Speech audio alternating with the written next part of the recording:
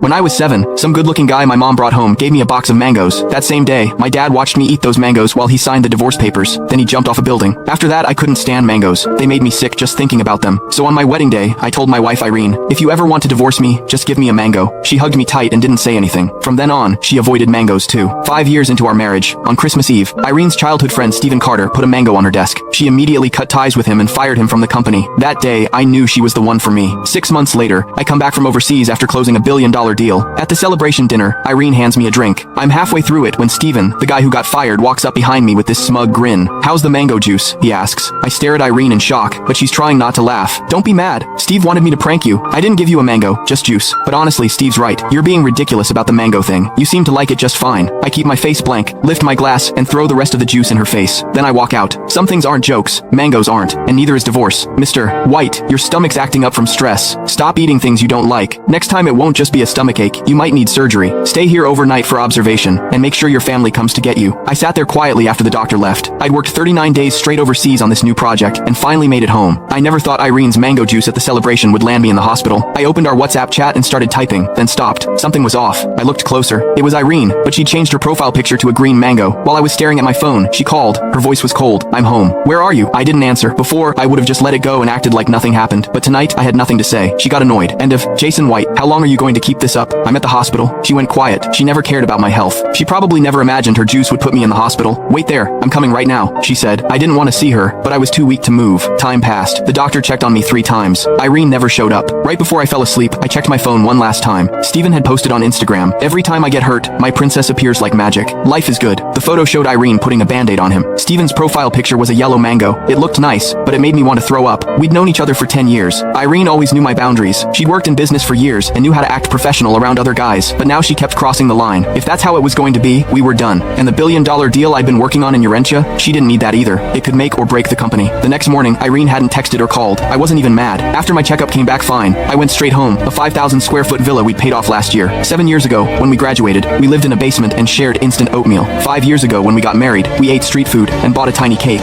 Now I was alone in this huge house, licking my wounds. I figured I'd get used to it. I was looking over the divorce papers my lawyer sent when Irene came home. She reeked of men's cologne. Irene had sensitive skin and hated perfume. That's why I never wore anything scented for 7 years. Even my shampoo was unscented. Guess those rules only applied to me. She saw me on the couch with my tablet and hesitated. Steve got drunk at dinner last night and fell. I took him home. It got late and the drive was long, so I just stayed at a hotel nearby. That's why I didn't come to the hospital. I nodded and canceled another partnership on my tablet. Okay. Irene looked confused, like my reaction surprised her. She came closer and looked down. It's Saturday. Don't worry about work. I'm taking Steve to Paris for a trip. Wanna come? 7 years ago on my birthday, Irene and I took a $5 photo at a night market, one of those cheap ones, with a fake Eiffel Tower.